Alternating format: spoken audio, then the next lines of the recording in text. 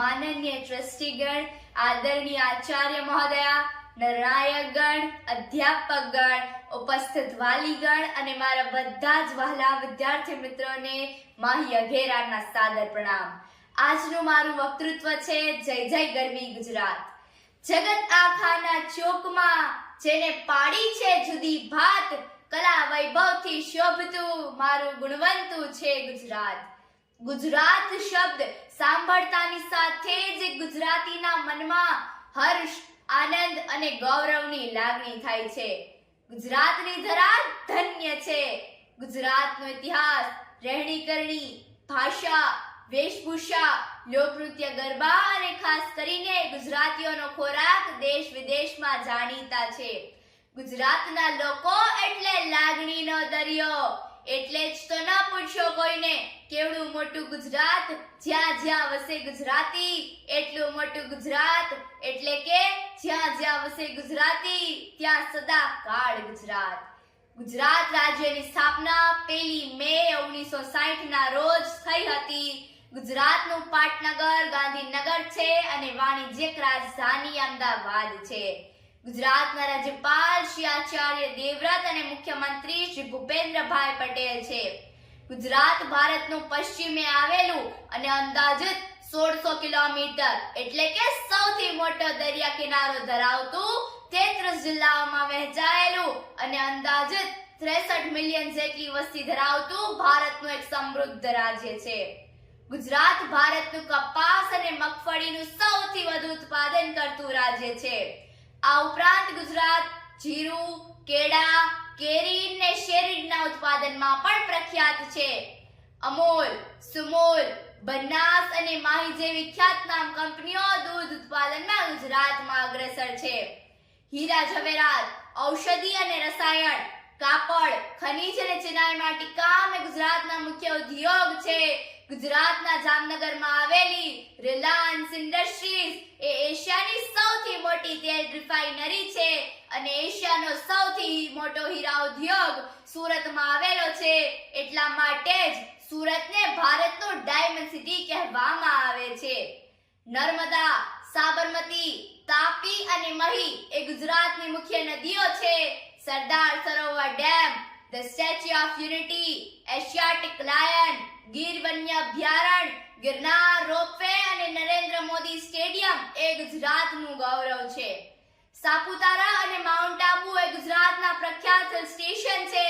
ગિરનાર ગુજરાતના જૂનાગઢમાં આવેલી એક પ્રાચીન પર્વતમાળા છે જ્યાં હિન્દુ દેવી દેવતાઓના અનેક મંદિરો અને જૈન દેરાસરો આવેલા છે.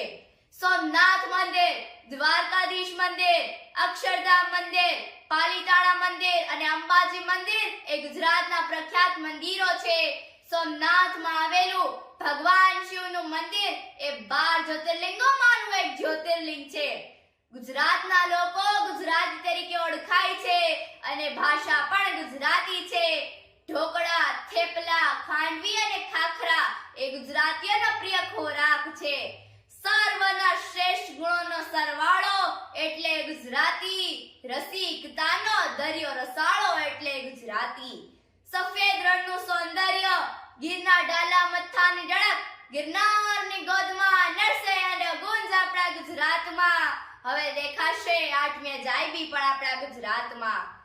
ભગવાન શ્રી કૃષ્ણનું સંમોહક વ્યક્તિત્વ, ગાંધીજીના આદર્શો, સરદારના સંકલ્પો અને માતાજીના ગરબા એ આપણા ગુજરાતનો અમૂલ્ય વારસો છે જે સમાજને શાંતિ અને સહનશીલતાના પાઠ શીખવે છે.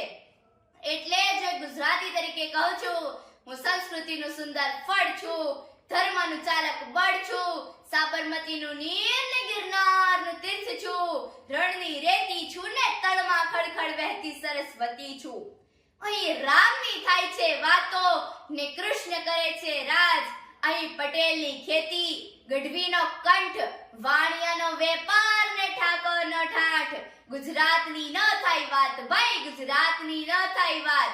ગુજરાતી એટલે હરતો ફરતો મોજ કરતો, પોતાની શરતે જીવતો, શૂન્યમાંથી સર્જન કરતો. 10 માંગે તો દેતો 20, અહીં બેઠો છે ઓ મારો દ્વારકાધીશ. એટલે જ તો નથી અમને કોઈની બીક, અહીં તો ઠાકર કરે તે જ ઠીક. આપણા પ્યારા ગાંધી બાપુ, આપણા સૌના સરદાર, રામના રતન રવિશંકર દાદા, મળદાને પણ બેઠા કરે એવા આપણા મેઘાણી, અને જે વિજ્ઞાનમાં વિક્રમો સર્જે એવા આપણા સારાભાઈ જેવા સપૂત છે ગુજરાતી. અદાણી, અંબાણી અને અજીમ પ્રેમજીના તો ડંકા વાગે પૂરી દુનિયામાં. સૌના સાથ ને સૌના પ્રયાસથી સૌનો વિકાસ કરે અને જે અશક્યને પણ શક્ય કરે એવા આપણા વડાપ્રધાન નરેન્દ્રભાઈ મોદી જેવા સપૂત છે ગુજરાતી. માં અંબાની જ્યોતથી ચઢડા જેનું મસ્તક છે, કચ્છનું રણ ને સાપુતારાની વનરાઈ જેવી જેની સૌંદર્યવાન ભુજા છે, અરબી સમુદ્ર જેના નિત્ય પાય પખાડે છે, પ્રભાસ પાટણમાં સોમનાથ ને જૂનાગઢમાં ભવનાથ જેના હૈયાના હાર છે, સીધી સૈદની જાળી જેનો અલંકાર છે, ભાતીગઢ પ્રજાથી ઉભરાતી જેની કશુંબલ ચુંદડી છે, કર્કવૃત્ત જેનો કમર બંધ છે, એશિયાઈ સી જેનું આસન છે, જ્યાં ગરબાની રઢિયાળી રાત ને અનંત વિકાસનું નૂતન પ્રભાત છે, એવી માં ભારતીની ભવ્ય પ્રતિકૃતિ પુત્રી વિશેષ ગુજરાત છે. જય જય ગરવી ગુજરાત. ધન્યવાદ.